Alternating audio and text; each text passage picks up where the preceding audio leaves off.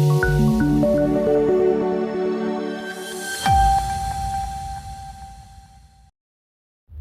13 November 2024ના રોજ Vietnam Bharat દ્વિપક્ષીય સૈન્ય કવાયત વિનબેક્સ 24નું 5મું સંસ્કરણ હાલમાં અંબાલા અને ચંદી મંદિર ખાતે ચાલી રહ્યું છે. 4થી 23 નવેમ્બર સુધી યોજાનારી આ સંયુક્ત સૈન્ય કવાયતનો ઉદ્દેશ્ય ભારતીય સેનાની અને વિયેતનામ પીપલ્સ આર્મી એટલે કે VPA વચ્ચે સહકાર અને આંતર કાર્યક્ષમતા વધારવાનો છે. આ કવાયતનો મુખ્ય ફોકસ યુનાઇટેડ નેશન્સની શાંતિ સ્થાપન મિશન માટે એન્જિનિયરિંગ કંપનીઓ અને મેડિકલ ટીમોની નોકરી અને તૈનાતી પર છે. બંને દેશોના સૈનિકોને વિવિધ એન્જિનિયરિંગ કાર્યો અને મેડિકલ સપોર્ટ ઓપરેશન્સ પર તાલીમ આપવામાં આવી રહી છે, જે UN મિશન માટે મહત્વપૂર્ણ છે. આ વર્ષના સંસ્કરણમાં બંને દેશોની સેનાઓ અને વાયુસેનાના ભાગીદારી